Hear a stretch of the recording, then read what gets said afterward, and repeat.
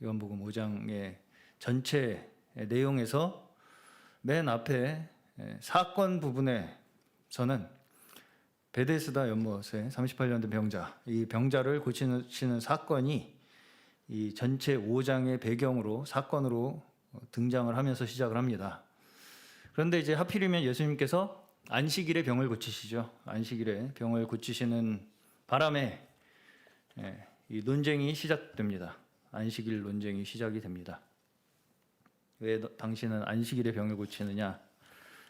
왜 자리를 들고 일어나게 시키냐? 뭐 이런 이제 시비를 유대인들이 걸게 되죠. 그래서 이제 5장의 전체 내용의 구조를 보시면 15절까지, 전체는 47절까지 있습니다. 그 중에서 이제 5장도 보시면 15절까지가 실제 사건입니다. 15절까지. 그 사람이 유대인들에게 가서 자기를 고친 이는 예수라 하니라. 이걸로 이제 이 사건은 마무리가 돼요. 근데 이제 16절부터는 그러므로 안식일에 이러한 일을 행하신다 하여 유대인들이 예수를 박해하게 된지라. 그러니까 유대인들이 예수님을 박해하게 된 원인이 15절까지의 사건이다. 이렇게 이제 16절에서 정리를 하고 있는 거죠. 네.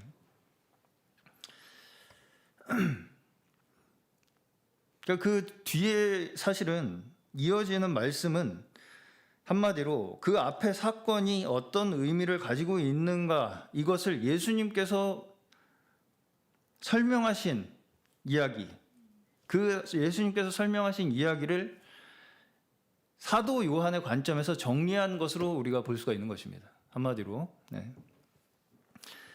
그 다음에 기록된 내용을 보시면 이것이 그 사건과 함께 그 베데스다 못에서 예수님께서 병자를 고치신 사건과 함께 동시에 그것이 연속해서 일어났다기보다는 그 뒤에 그 사건의 여파로 안식일에 대한 논쟁이 벌어졌고, 그렇죠. 안식일에 대한 논쟁이 유대인들 사이에 벌어졌고, 그 안식일에 대한 논쟁에 대해서 예수님께서 가르치신 내용들이 요한에 의해서 정리가 되었다. 이렇게 볼 수가 있는 거예요. 한마디로. 그 뒤에 예수님께서 이러한 논쟁에 대해서 설명을 하신 것 같지 않나요? 쭉 안식일의 논쟁에 대해서 왜 예수님께서 안식일에 이러한 일을 하시게 되셨는가에 대한 설명을 그 이후에 쭉 하신 것에 대해서 사도 요한이 정리한 것으로 이렇게 볼 수가 있다는 것입니다. 자, 우리가 성경을 볼 때에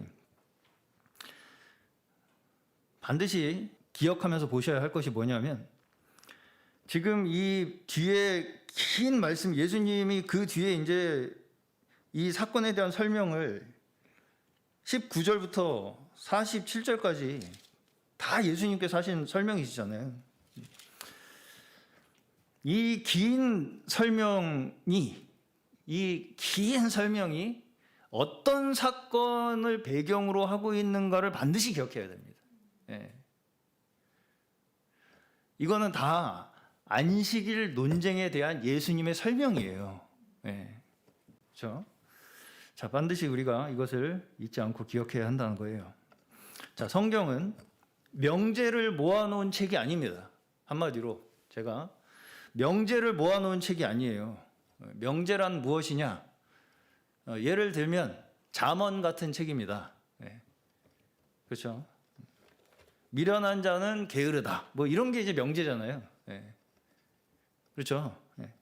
그런 명제, 성경에서의 명제로 기록된 성경은 딱 잠언 한 권밖에 없습니다.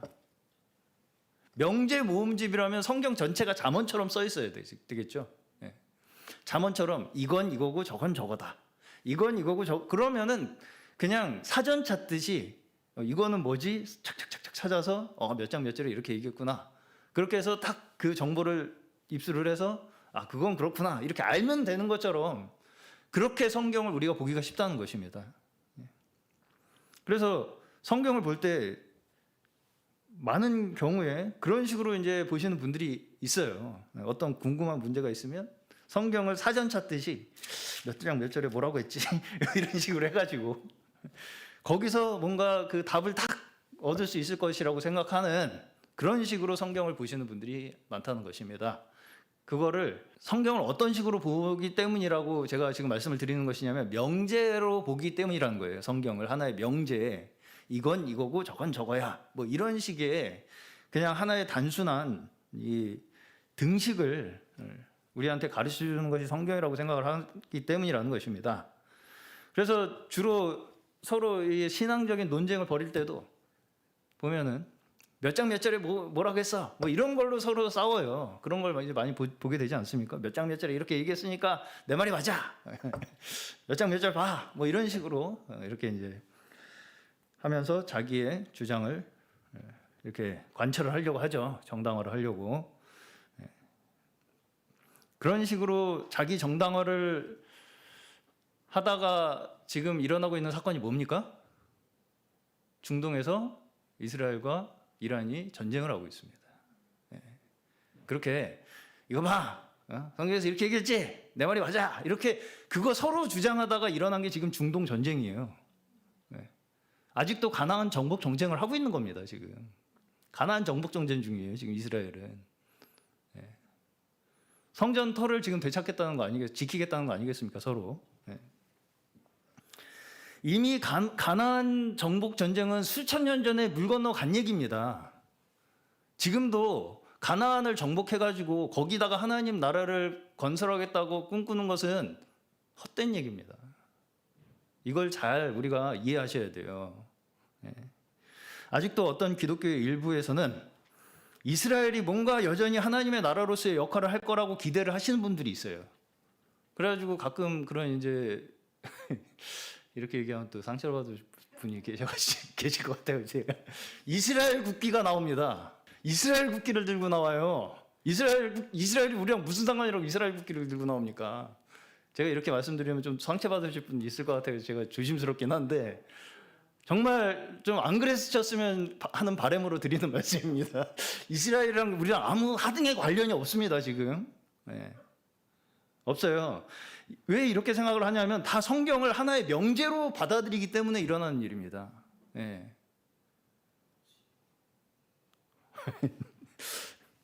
이스라엘 이미 물 건너 갔어요. 다 끝났어요. 한 구절 읽어드리겠습니다. 로마서 2장 28절입니다. 무릇 표면적 유대인이 유대인이 아니요, 이렇게 분명하게 써 있는데 표면적 육신의 할례가 아니니라. 오직 이면적 유대인이 유대인이며 할례는 마음에 할지니 영에 있고 율법 조문에 있지 아니한 것이라. 그 칭찬이 사람에게서가 아니요 다만 하나님에게서니라. 유대인이라는 것이 하나의 상징이라는 얘기예요.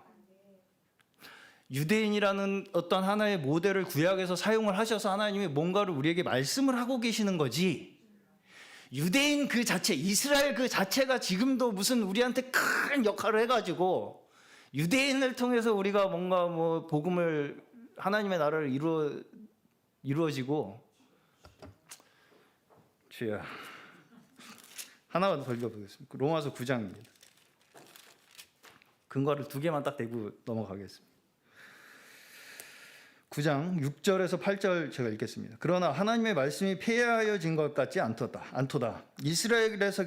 이스라엘에게서 난 그들이 다 이스라엘이 아니요, 또한 아브라함의 씨가 다 그의 자녀가 아니라 오직 이삭으로부터 난 자라야 내 씨라 불리리라 하셨으니 곧 육신의 자녀가 하나님에게 자녀가 아니요 아니요 오직 약속의 자녀가 시로 여기심을 받느니라. 유대인으로 안 태어나서 너무 억울하죠 우리. 이스라엘 유대인으로 내가 태어났었어야지 이게 지금도 뭔가 큰 하나의 내가 역할을 신앙적으로 할 텐데, 그렇죠? 여기서 보시면 표면적 유대인이 아니다. 육신의 자녀가 하나님의 자녀가 아니다. 분명하게 말씀을 하시는데도 왜 이런 게 안 들어오냐? 성경을 명제로 보기 때문입니다. 상황으로 보지 않아요. 예. 상황과 사건으로 보지 않고요. 다 명제로 보니까 이게 상충되거든요. 네. 어떤 부분에서는 구약에서는 가나안을 정복해야 되는데 왜 신약에 와서는 이렇게 얘기를 하지? 그러면은 내가 원하는 대로 받아들이는 거야, 한마디로. 네. 내가 편한 대로, 내가 이해가 잘 가는 대로 받아들이는, 이런 말씀은 사실은 이해가 가지 않아요. 잘. 왜? 그럼 뭐 어쩌라는 거지, 나보고? 내가 지금 이렇게 뭔가 이스라엘이 눈에 보지 않아. 어쨌든 지금 이스라엘 아직도 보이고 걔네들이랑 뭔가 이렇게 내가 착짝꿍을 해가지고 하나님 나라가 만들어져야 될 것 같은데 막. 그러니까 국기 들고 나오는 겁니다. 죄송합니다. 이게 신앙의 원리예요. 신앙의 원리. 예. 하나님은 예수님께서도 계속 비유로 말씀을 하시죠. 비유가 왜 필요하냐면요. 비유라는 건 명제가 아니잖아요. 비유라는 건 결국은 그 하나의 원리를 너의 인생에서 겪어란 얘기예요. 너의 인생에서 겪지 않으면 이해가 할 수 없는 게 비유입니다. 그렇죠? 예. 그거를 그냥 툭 이건 이거야 이렇게 얘기한다고 해서 못 알아듣는다는 것입니다. 사람은 못 알아들어요. 예. 이건 이렇게 하는 거야. 저건 저렇게 하는 거야. 이스라엘이 하나님의 나라야. 이렇게 해가지고 못 알아듣는다고요. 그냥 그렇게만 받아들여. 액면 그대로만. 그래서 지금도 이스라엘 국기를 들고 나와요. 상상력이 부족하죠. 좀. 연애할 때 꽃 한 송이 정도는 들고 가야 되잖아요. 꽃 그거 뭐 먹지도 못하는 거 그거 뭐하러 들고 가가지고. 그러면 연애가 됩니까? 연애가 돼요. 꽃 그거 뭐 먹지도 못하고 뭐 그거 뭐 쓰잘데기도 없는 거를 그걸 뭘 가지고 사가지고 가냐. 그래가지고 안 되는 겁니다. 그래가지고 안 되는 거예요. 그렇죠?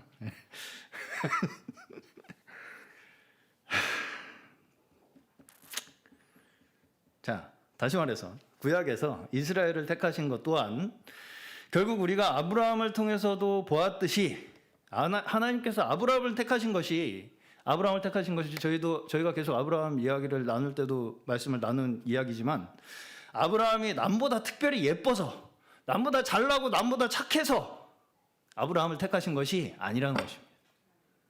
아브라함을 택해서 그를 인도하시고 이끄심으로써 하나님께서 믿음이 무엇인가를 우리에게 보여주시기 위해서 아브라함을 택하신 거지. 아브라함이 이쁘고 잘나고 제가 뭔가 특별해서 내가 특별히 걔만 불러다가 어떻게 해보겠다 이게 아니라는 것입니다. 그게 지금 똑같이 이스라엘의 나라에서도 이어지고 있는 거예요. 그렇죠? 이스라엘 나라에도 구약에서 이어지고 있는 거라고. 그 원리가 신명기 7장 7절에서 10절에 보시면 신명기 여호와께서 너희를 기뻐하시고 너희를 택하심은 너희가 다른 민족보다 수요가 많기 때문이 아니니라. 너희는 오히려 모든 민족 중에 가장 적으니라. 여호와께서 다만 너희를 사랑하심으로 말미암아 또는 너희 조상들에게 하신 맹세를 지키려 하심으로 말미암아. 근거가 다 하나님한테만 있어요. 너희 조상 너희를 사랑하심으로 말미암아 혹은 너희의 조상에게 하나님께서 약속하신 거 언약으로 말미암아. 그 두 가지밖에 없습니다. 자기의 권능의 손으로 너희를 인도하여 내시되 너희를 그 종되었던 집에서 애굽 왕 바로의 손에서 속량하셨나니 그런즉 너는 알라. 오직 내 하나님 여호와는 하나님이시요 신실하신 하나님이시라. 그를 사랑하고 그의 계명을 지키는 자에게는 천대까지 그의 언약을 이행하시며 인애를 베푸시되 그를 미워하는 자에게는 당장에 보응하여 멸하시나니 여호와는 자기를 미워하는 자에게 지체하지 아니하시고 당장에 그에게 보응하시느니라. 자, 아브라함에게도 이런 약속을 하지. 너를 내가 축복하는 자를 축복하고 너를 저주하는 자를 내가 저주하겠다. 이러한 약속을 아브라함에게 하심으로써 그러한 방법으로 하나님께서 그 택한 자들의 인생 속에 하나님께서 어떤 분이신가를 나타내시겠다는 얘기죠. 네. 걔가 이뻐서가 아닙니다. 이스라엘이 이쁘고 잘나가지고 착해가지고 말 잘 들어서가 아니라고요. 더 안 들어요, 걔네들이. 네. 더 안 듣습니다. 이스라엘을 택하신 것도 하나님의 구원을 세상에 나타내어 보여주시기 위한 것이지 이스라엘이 뭘 더 잘해서가 아니라는 것입니다. 이스라엘 국기 들고 나가봐야 백날 들고 나가봐야 아무 소용도 없습니다. 제발. 여기서 우리가 착각하기 쉬운 부분이 하나가 있습니다. 자, 택함 받았다. 내가 택함 받았다라고 이제 성경에서 말씀을 하지 않습니까? 우리가 택함 받았다. 그러면 내가 택함 받았다는 증거가 그럼 어디 있냐?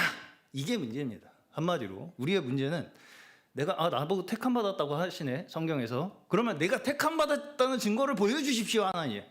이게 이제 우리의 문제예요. 다. 네. 그러면서 이어지는 보통의 패턴은 뭐냐면 내 스스로 택함 받았다는 확신을 스스로 만들어내려고 애를 쓰게 됩니다. 그게 이제 원래 우리의 사람의 본성이에요. 택함 받았다 이렇게 딱 들으면 이래서 내가 택함 받았구나. 내가 이렇게 잘 되고 내가 보니까 내가 착해. 내가 착해 원래 보니까. 내가 좀 머리가 좋네 남보다. 그래서 나를 택하셨구나. 내가 이렇게 좀 뭔가 이렇게 막 능력도 좋고 막 이렇게 막 그런 거 보니까 내가 나를 왜 택하셨는지 알겠네 내가.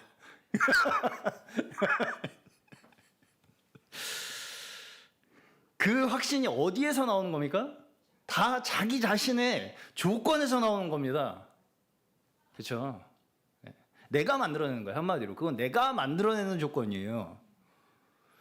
내가 택함 받았다고 스스로 확신하고 싶은 조건들이 있잖아요. 내가 똑똑해서. 얼마나 똑똑한.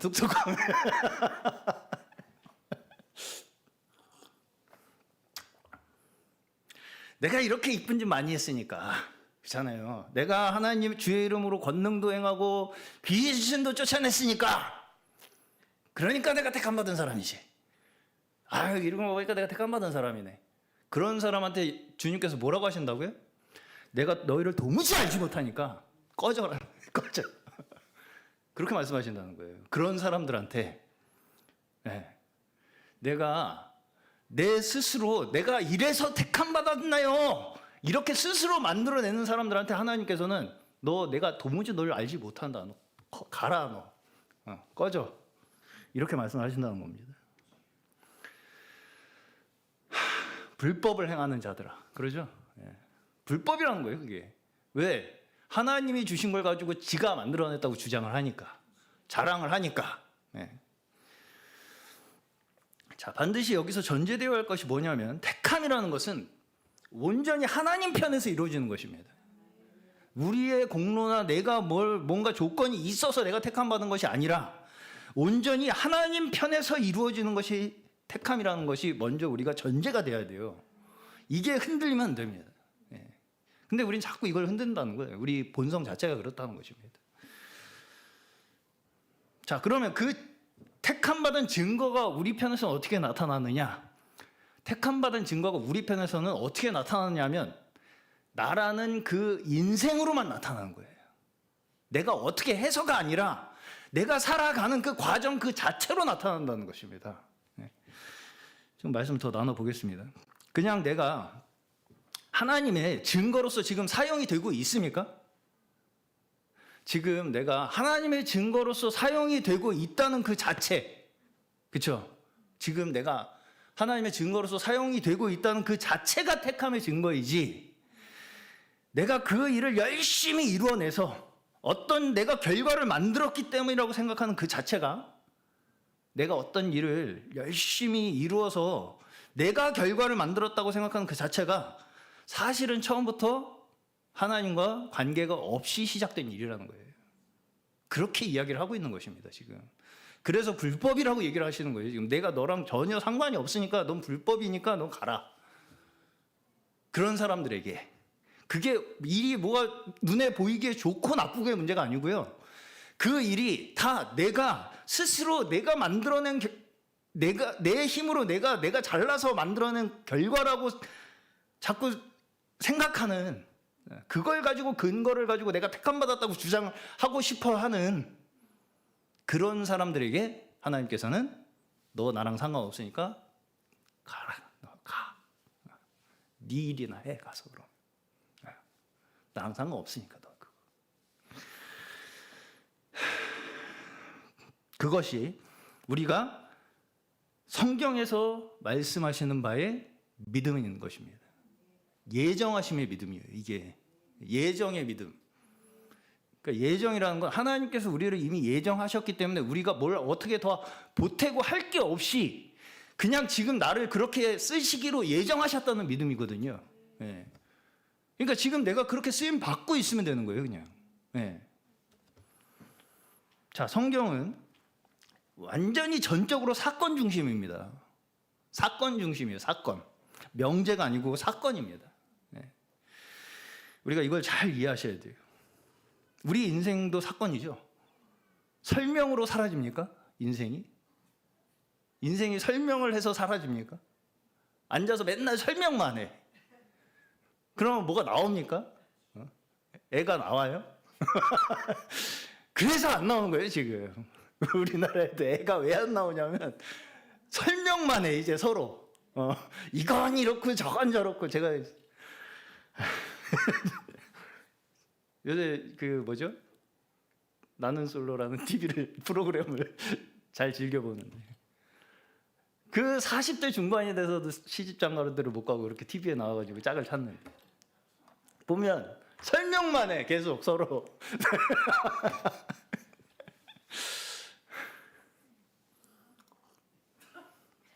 네? 그러니까요. 그러니까 사건을 못 일으켜요. 설명만 맨날 하니까. 네. 그러니까 이 세상이 점점 설명으로 가는 것 같아요, 제가 보기에. 그래가지고 설명으로 다 모든 걸 우리가 이해할 수 있을 거라고. 그러니까 앉아서 이것만 하잖아요, 이것만. 이거 자체가 설명이에요, 그렇죠? 네. 이게 딱 맞닥뜨리질 않는다는 거죠. 인생 자체를 내가 딱 맞닥뜨리질 않고 맨날 이거 쳐다보는 거예요, 다. 네.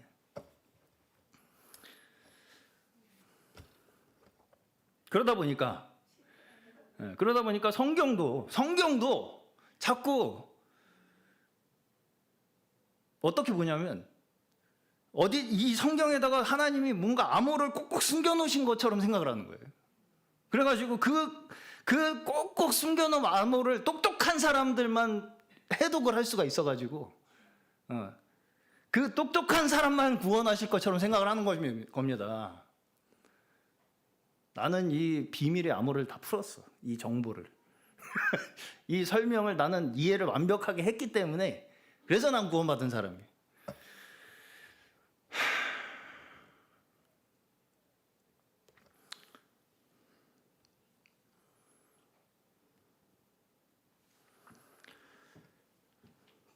성경은 전적으로 사건 속에서 우리에게 의미를 드러내시는 방식으로 계속해서 가르치십니다. 사건 속에서, 사건을 배경으로, 베데스다 연못에서 38년 된 병자를 고치시는 사건을 배경으로 예수님이 무슨 일을 하시는 분이신가를 드러내신다고 해요. 네. 그 뒤에 설명이 훨씬 길죠. 요한복음 5장에 뒤에. 네. 그 원리를 잘 이해를 하셔야 됩니다. 네. 앞에 사건 똑 떼고 뒤에 것만 가지고 맨날 그냥 그거 가지고 저거 해. 네. 그거 가지고 막 서로 설명만 해. 아무 일도 안 일어납니다, 그러면. 네. 네. 말 장난이에요, 그냥 서로. 이렇다 저렇다 그냥 그렇네 저렇네 맨날 그러다가 빠이빠이 안녕. 네. 고치는 사건이 있잖아요. 베데스다 저기 연못 앞에서는 38년 된 병자가 일어나지 않습니까? 네. 그런 뭔가 그런 사건이 있어야지 이게 뭔가 일이 일어나는 건데 그건 다 제껴버리고 뒤에 설명만 맨날 지지고 볶고 물고 빨고 하잖아요, 맨날. 자, 성경에서 보시면 제자들은 그야말로 진한 인생을 살던 사람들입니다, 그렇죠? 어부들, 세리 죄인, 그리고 맨날 욕 얻어먹고 막 그런 사람들이 제자들이었어요. 어부들이 이제 대다수였고 베드로도 어부 아니었습니까? 머릿속의 논리로 인생을 잘 설명해서 살려고 했던 사람들은 누구였어요? 바리새인들이에요. 바리새인들이 오히려 머릿속에 자기들의 생각과 논리로 잘 설명하고 이해해서 살려고 했던 사람들이 바리새인들이었습니다. 자, 여기서 이제 제가 한 가지 더 오늘 좀 작심하고서 제가 몇 가지 비판을 좀 하겠습니다. 한 가지 저희가 오해할 수 있는 부분이 하나가 더 있는데, 신학에 대한 부분입니다. 신학. 자, 어떤 분들은 예수님이 신학했냐? 제자들이 신학했냐? 제자들이 그렇게 어부들이 다 그렇게 책도 쓰고 했는데 뭐 꼭 신학해야 되냐? 아무나 해도 되는 거지. 아무나 다 성경 보고 그냥 자기가 혼자 이해하면은 다 할 수 있는 거지. 다 무슨 뭐 신학해가지고 뭐 해야 되냐. 그런 주장을 하시는 분들이 가끔 계시는 것을 보게 되는데요. 자, 이 비교가 맞는 비교입니까? 제자들이 신학 안 했으니까 나도 안 해도 된다. 이 비교가 맞는 비교입니까? 자, 제가 잘 설명을 해드려 볼게요, 지금.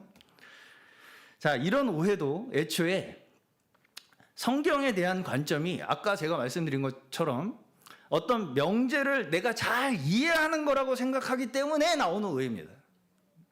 성경이라는 걸 어떤 명제를 내가 잘 이해를 하는 것이라고 생각하기 때문에 제자들도 썼으니까 나도 쓸 수 있지. 이런 식으로 생각을 하게 되는 거예요. 자, 예수님이 신학을 하지 않으셔도 되는 이유가 뭡니까? 예수님은 왜 신학 안 하셔도 돼요? 태어날 때부터 다 알고 태어나셔가지고. 왜냐하면 신학의 연구 목적 자체가, 대상 자체가 예수님이기 때문입니다. 예수님 연구하기 신학이에요. 예수님이 신학을 공부할 필요가 없으실 뿐 아니라 예수님은 신학 그 자체입니다. 네. 우리 신학이 공부하는 대상 자체가 예수님의 사건이라고요. 그렇죠? 네. 자, 예를 들어 볼게요. 소크라테스가 서양 철학의 아버지라고 불립니다. 서양 철학의 아버지 소크라테스. 자, 그러면 소크라테스는 학교도 제대로 나왔냐? 학위 있냐? 박사학위, 철학 박사학위 있냐? PhD. 무조건 학교 나와야 되냐? 나도 소크라테스처럼 혼자 해가지고 그냥 대충 저기 하면은 소크라테스 되는 거지 다. 그렇게 말할 수 있겠습니까? 자, 서양 철학을 이해하기 위해서는 소크라테스가 어떤 철학적인 논리의 기초를 만들었는지를 반드시 이해해야 서양 철학을 이해할 수가 있습니다. 자, 어떤 사람이 갑자기 소크라테스가 했던 생각을 나도 똑같이 할 수는 있을 것입니다, 아마. 그렇죠? 지금 어떤 사람이 혼자 정말 아무 책도 안 읽고 혼자 골똘히 생각하고 고민하다가 소크라테스랑 똑같은 생각을 했네? 그런 일은 있을 수 있어요. 그렇죠? 그러면 그 사람을 누가 당신 소크라테스네 이렇게 알아줍니까? 아무 의미가 없습니다. 지금 소크라테스랑 똑같은 생각을 하는 사람이 나타나는 건 지금 시대에 아무런 의미가 없다고요. 네. 이 시대는 지금 엄청나게 변하고 있고 철학도 그 이후로 엄청나게 정교해졌습니다. 그 논리 구조가 엄청 정교해졌어요. 철학도. 그래서 지금은 역사적으로 철학자들이 어떤 소리를 했는지를 다 종합해서 이해를 한 후에 소크라테스로부터 지금까지 어떤 역사적으로 철학자들이 무슨 이야기들을 했는지를 다 종합해서 이해를 한 다음에 지금 시대에 그러면 그들의 논리가 어떻게 우리에게 적용되고 어떻게 발전시켜 나가야 할 것인가, 이것이 이 시대의 사람들에게 맡겨진 것이지 계속 소크라테스랑 똑같은 사람이 나오는 건 의미가 전혀 없다는 것입니다. 한마디로 소크라테스랑 똑같은 사람이 여기도 또 소크라테스고 여기도 소크라테스고 이거 아무 의미가 없다고요. 그렇죠? 비유가 이해가 잘 가실지 모르겠네요. 어쨌든 신학이라는 것을 성경에서 우리가 뭔가 답을 더 잘 찾는 법을 알려주는 거라고 생각을 하기 때문에 신학이라고 생각을 하면 많은 분들이 성경에서 답을 더 잘 찾아주는 사람, 잘 찾아주기 위해서 공부하는 거 이렇게 생각을 하기 때문에 예수님도 신학 안 했고 제자들도 안 했으니까 나도 안 해도 나도 다 그들처럼 될 수 있다 이렇게 이제 생각하는 이러한 것들은 다 시대착오적인 생각들입니다. 시대착오적인 생각들이에요.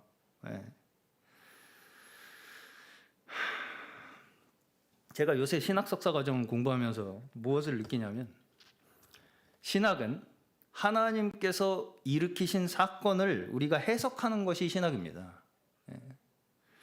옳고 그름을 따지는 게 신학이 아니에요.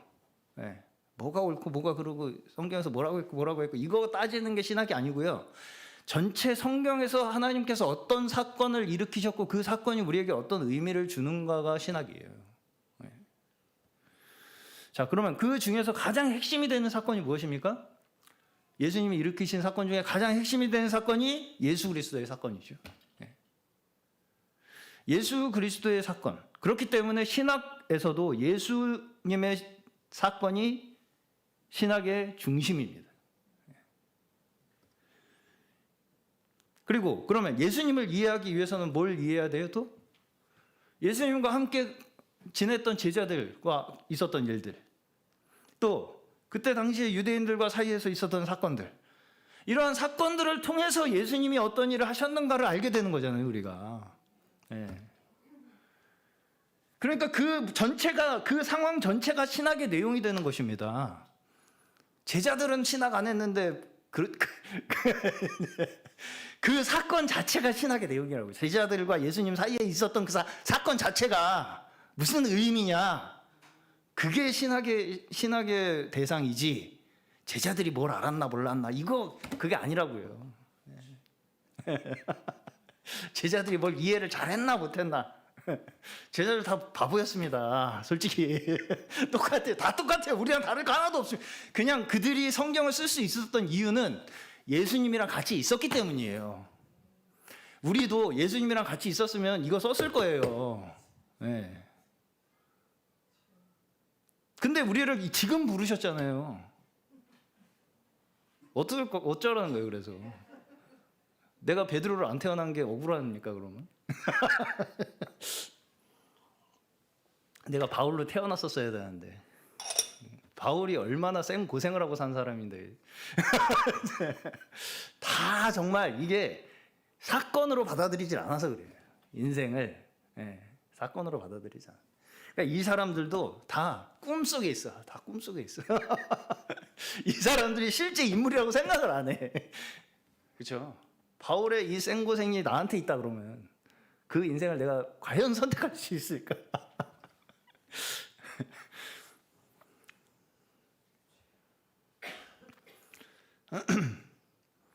이러한 성경에서의 전체적인 사건들을 우리가 일관된 하나의 원리로 바라보도록 하는 것이 신학이에요. 한마디로.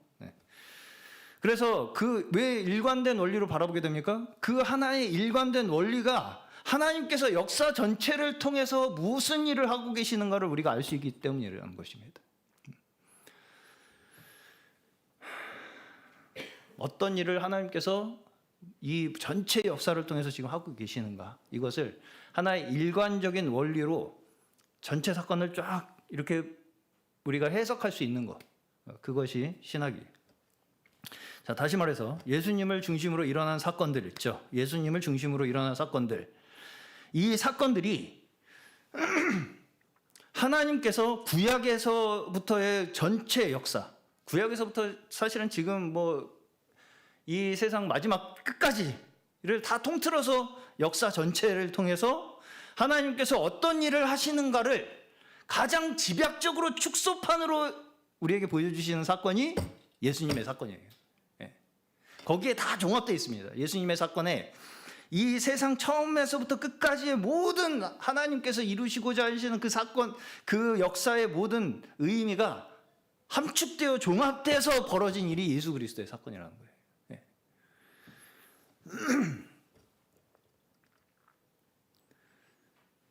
그래서 이제 구약의 모든 사건들을, 구약의 엄청나게 긴 그 스토리들을 예수님과 제자들, 또 예수님과 유대인들이라고 하는 그 상황 속에서, 사건들 속에서 가장 함축적이고 가장 그 핵심적인 원리로 우리에게 드러내심으로써 그 계시를 완성하시는 거예요, 지금.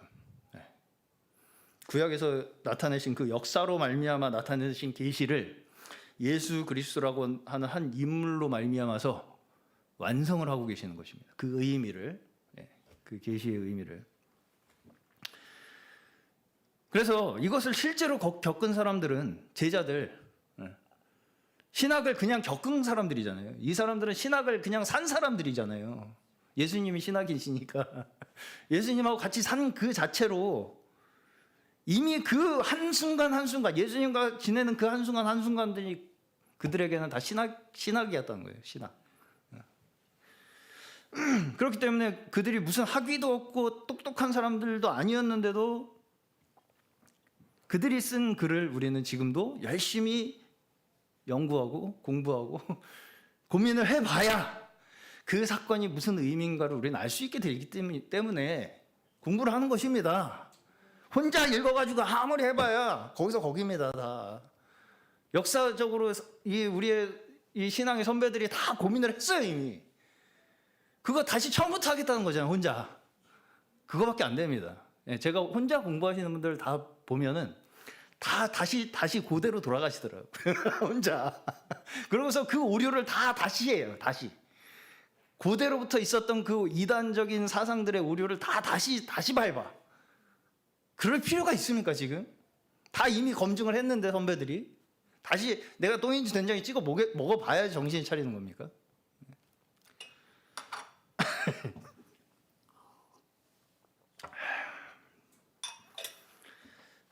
그래서 저는 이제까지의 기독교 역사를 통해서 쌓여온 이러한 신학적 결과들 또한 무시해서는 안 된다.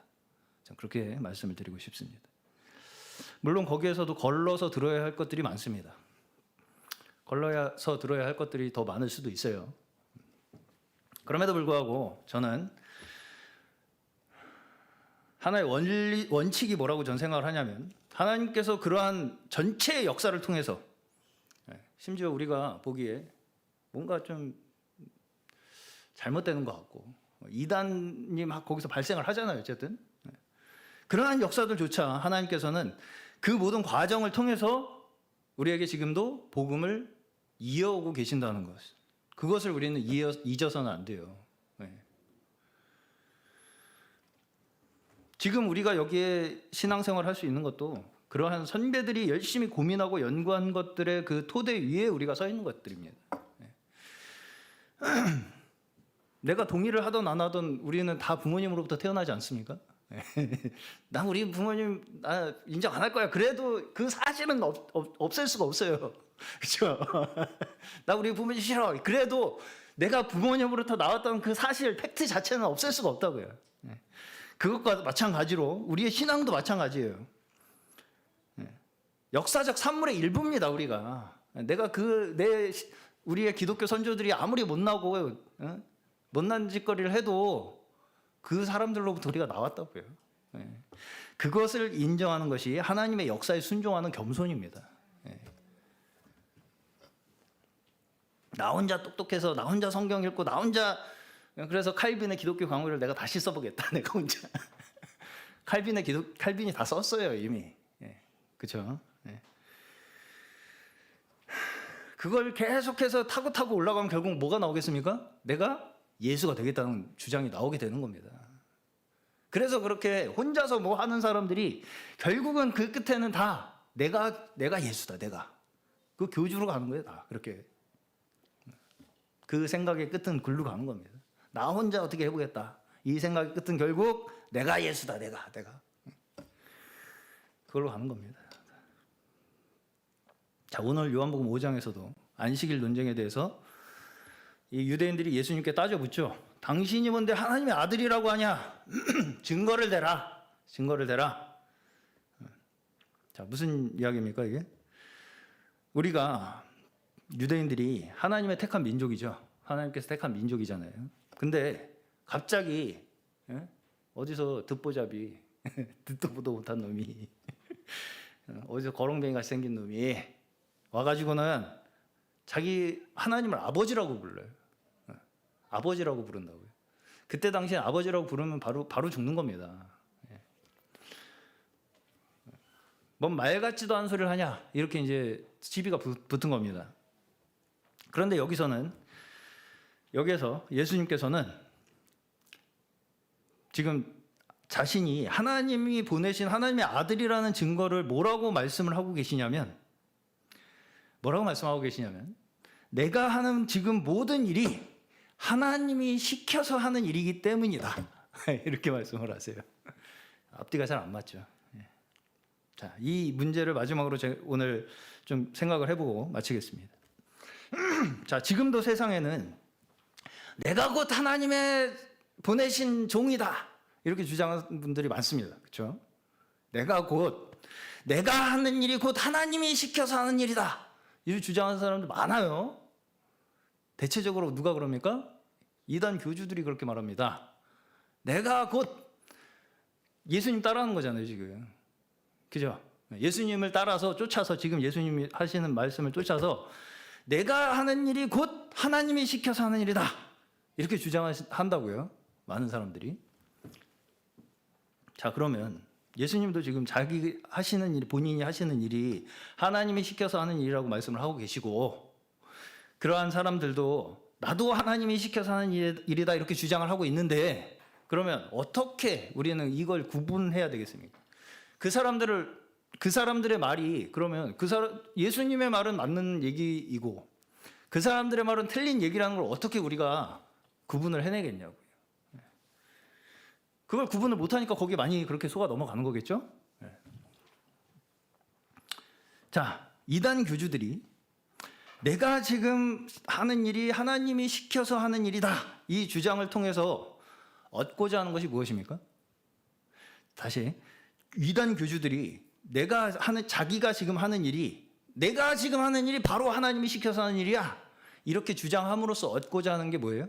결국 자기의 영광이죠. 자기의 영광. 그런데 지금 예수님께서 하시는 일에 대해서 이것이 하나님께서 시켜서 하는 일이다 라고 하시는 그 말씀으로 예수님께서는 뭘 얻고자 하십니까? 지금 예수님께서도 내가 지금 하는 일이 바로 하나님께서 하는 일이다 라고 그렇게 그 유대인들에게 말씀을 하심으로써 얻고자 하시는 게 뭐예요? 죽음이에요. 죽음. 예수님이 지금 내가 살자고 그렇게 내가 바로 하나님의 아들이다 이렇게 지금 변호를 하시는 것이 아니라 내가 그렇게 말을 하면 당연히 나는 죽는다. 그걸 아시면서 하시는 말이라고요. 예수님이 나 좀 살아보려고 나 하나님이 보낸 사람인데 니네들이 감히 나한테 이럴 수가 있어?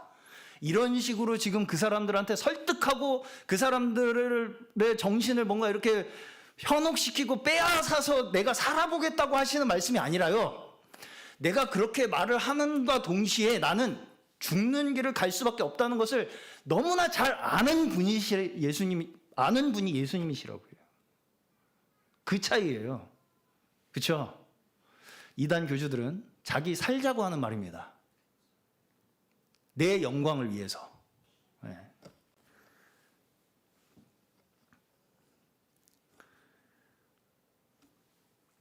예수님께서 내가 하나님의 아들이야 그러면 그 사람들이 당신이 하나님의 아들이니까 그걸 잘 이해해가지고 받아들여가지고 설득을 해가지고 그래가지고 오해를 풀고 그래가지고 받아줄 거라고 생각하고서 예수님께서 지금 말씀하시는 거겠습니까?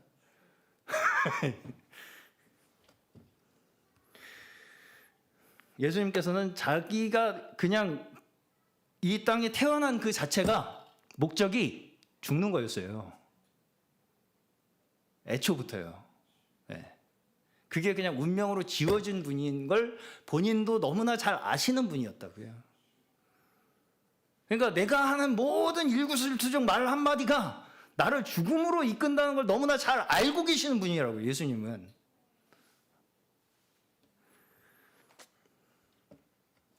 지금 시대는 하나님이 어디에서 일을 하시는가 이걸 찾아다니는 사람들이 너무나 많아요, 지금 이 시대에는. 근데 그 시대에는 내가 하나님이 시키는 일을 하고 있는 사람이라고 하면 죽는 시대였다고요.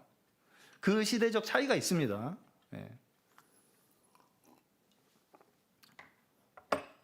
그래서 여기에도 있다 저기에도 있다 하는 시대가 지금 시대입니다. 여기에도 있다 저기에도 있다 이렇게 하는 시대가 지금 시대고요. 그러다 보니까 지금은 내가 곧 하나님의 보낸 자다, 하나님의 종이다 이렇게 말을 하는 것이 나를 위험한 상황으로 빠뜨리는 것보다는 자기를 증명하는 수단으로 더 크게 작용을 합니다. 지금 시대에서는요. 그게 시대적인 차이를 생각하지 않고 성경을 명제로 생각하기 때문에 우리가 이해가 안 가는 거예요. 그 시대는요, 하나님의 내가 보낸 사람이라고 하면 바로 죽는 시대였고요. 지금은 내가 지금 하는 일이 하나님의 일이야 라고 했을 때 현혹될 수 있는 시대라고요.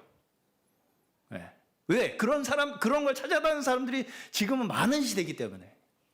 여기 있다 저기 있다 하는 시대이기 때문에 지금은. 네.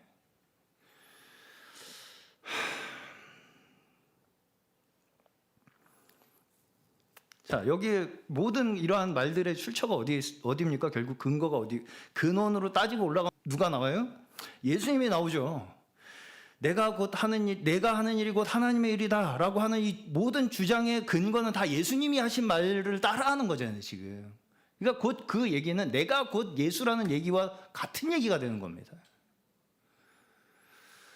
어떤 누가 내가 곧 내 일이 하나님의 하는 일이라는 것을 그대로 1대1로 동일시하는 분이 계시다면 그거는 본인이 예수라고 얘기하는 거랑 똑같은 거예요. 똑같은 겁니다. 그래서 사람들은 예수를 찾아다녀요, 지금도. 어디에 예수가 있나. 그러니까 예수라고 주장하는 사람들이 그렇게 많은 사람들을 모으는 거예요. 그런 예수를 찾아다니니까 지금 시대의 예수를. 지금 저기 계세요, 하늘에 우편에 계세요. 바울도 어때요? 내가 너희를 위해 십자가에 못 박혔냐? 아니라고 분명히 얘기하죠. 선을 긋습니다, 딱. 바울이 내가 너희들을 위해서 죽어줄 수도 있는데 이렇게 대충 스리슬쩍 안 넘어가요, 절대. 내가 너희들을 위해서 죽은 그리스도가 아니야. 너희들을 위해서 죽을 수 있는 그 한 분이 있어. 그죠? 자, 다시 말해서 결론입니다. 내가 하는 일이 곧 하나님의 일이라고 선포할 수 있는 가장 필수적인 조건이 뭐냐면요. 그 일이 곧 나에게 뭘로 다가온다?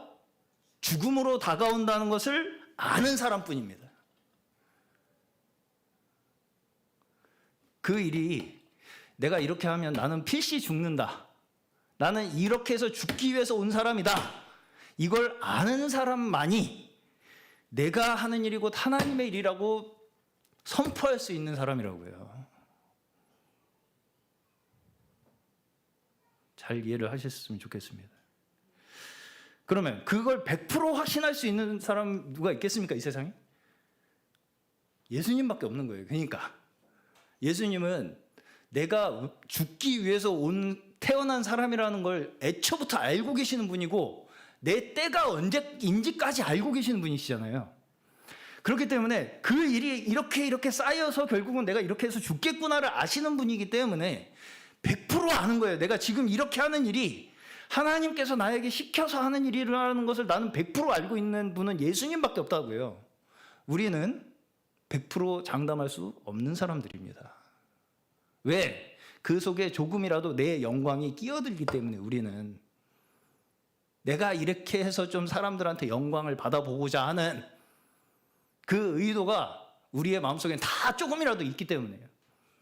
이렇게 해서 난 죽고 싶지 않은 생각이, 마음이 우리에겐 다 있기 때문에요. 그렇기 때문에 하나님, 내가 곧 하나님의 일이라고 자신 있게 선포할 수 있는 분은 예수님밖에 없는 것입니다. 아무도 예수님을 대신할 수 있는 사람은 없습니다. 예. 아직 살아있잖아요, 우리는. 그렇죠? 안 죽었잖아요. 예수님은 돌아가셨잖아요. 그렇죠? 우리를 위해서요. 네. 살아있으면서 내가 너를 위해서 죽겠다, 이건 다 허공치는 말이에요. 한마디로. 내가 너를 위해서 이렇게 얼마나 이렇게 목숨을 바쳐서 다 허공치는 말이에요, 사실. 죽어야 돼요. 정말 죽어야 돼요, 그냥. 죽어야지 증명이 돼요, 그게. 안 죽고 죽을 거야! 허공치는 말이라고요. 나 이제 이렇게 해서 죽는다, 나. 죽을 거야. 이제까지 내가 얼마나. 내가 하는 일이 100% 하나님의 영광을 위한 것이다. 이건 다 자기 주장일 뿐이에요, 사실은. 우리 인간의 입장에서는. 자, 여기서 예수님의 증언도 보시면 나를 스스로 자신을 증거하기 위한 목적이 없습니다. 자기를 증거하기 위한 목적이 없어요. 복음을 전한다는 것이 우리의 동기가 얼마나 순수하고 내가 얼마나 마음이 깨끗한 사람이고 하는 것을 나를 어떻게 증거하는 것이라고 생각하기가 쉬운데, 우리가. 바울조차 자신에 대해서 한 변호가 다 거기에 죽음이 전제되어 있습니다. 그 죽음이라는 것이 죽음이 전제되어 있다는 게 뭐냐면, 결국은 내가 지금 하는 말이 사람들에게 거부될 것이라는 걸 너무 잘 알고 있다는 얘기예요. 안 받아들여진다, 내가 하는 얘기 지금. 내 말로 지금 설득 안 된다, 사람들이. 이게 당연하다고 생각하는 거예요. 그래서 내가 이 말을 하면 난 죽는다. 그 각오로 증거를 하는 사람이 바울이었다는 것이죠. 예수님은 물론이고요. 자, 다시 말해서 내가 하는 일이 지금 얼마나 정당한 일인가, 이것에 우리의 일에 초점이 있는 것이 아닙니다. 이 복음이라는 것이 내가 하는 일이 얼마나 정당한 일인가를 증명해냄으로써 복음이 전해지는 것이 아니고요. 너희가 이해를 지금 하지 못한다 할지라도 부득불 나는 이 일을 할 수밖에 없다 라고 하는 이러한 태도, 이러한 자세로 살아가는 것이 예수님과 바울이 지금 자신의 인생, 그 목숨 그 자체로서 증거하고 계시는 복음이라는 것입니다. 예수님의 모든 사역의 의미는 결국 죽음으로 완성이 됩니다. 죽음으로 증명이 돼요. 안 죽으면 백날 천날 아무리 옳은 소리 해봐야 안 죽으면요, 다 허공으로 날아가 버리고 끝납니다. 자, 여기서도 그 상대방 유대인들의 모든 핍박과 증오들을 제거하기 위한 것이 예수님의 목적이 아니에요. 이렇게 내가 얘기하면 얘네들이 마음을 풀어가지고 나를 미워하는 마음을 없어지겠지. 그런 게 목적이 아니라 그들의 핍박과 증오를 뒤집어 쓰는 길을 가시죠. 뒤집어 쓰세요, 그냥 그걸. 내가 이렇게 말을 하면 당연히 얘네들이 나한테 이렇게 반응을 할 텐데, 그것까지 각오를 하고 감당을 하는 각오를 가지고 가신다고요. 우리 또한 그러한 목적으로 보내심을 받은 자들인 줄로 믿습니다. 우리에게 말씀이 심겨져 있다면 우리 또한 성육신의 일부로 이 자리에 서 있는 자들이에요.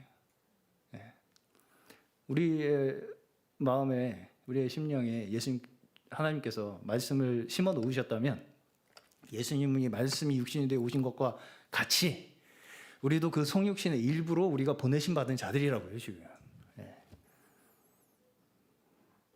하나님께서 선지자들을 보내실 때 들어도 듣지 못하고 보아도 깨닫지 못하는 자들에게 증거하라고 하시죠. 다시 말해서 말로는 절대 못 알아듣는다는 얘기입니다. 말로는 못 알아듣는다는 얘기예요. 그리고 그 성과를 위해서 일하지 말라는 얘기입니다. 네가 그렇게 말해서 설득이 돼가지고 사람들이 그렇게 막 잘 알아들을 거라고 기대하지, 그걸 위해서 일하지 마라. 그게 너의 목적이 아니다. 너의 일하는 목적이 그게 아니다. 그게. 그 자체가 이미 성과를 목적으로 하고 있는 그 자체가 이미 포인트를 벗어나고 있기 때문에 증거로서 채택이 될 수가 없는 겁니다. 증거 불충분이 되는 거예요. 그건.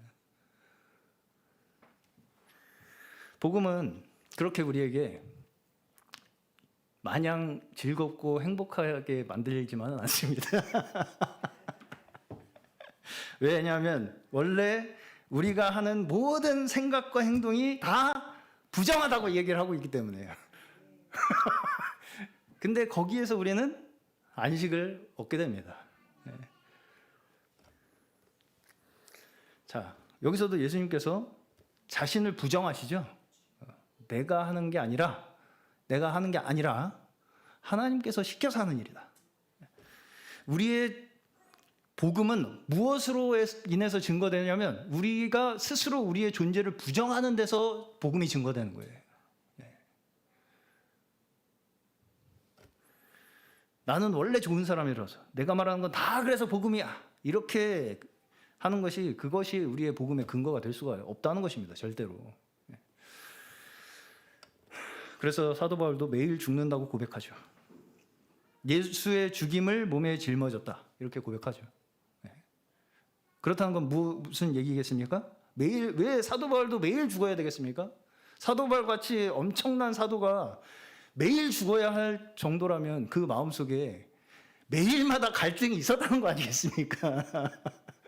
갈등과 고민이 매일 있었던 거예요. 사도 바울도. 나 이러다 죽는 거 아니야? 나 이러려고 이거 하는 건가 이거 지금? 그 갈등과 고민 속에서 매일 죽어야 되는 거예요. 나도.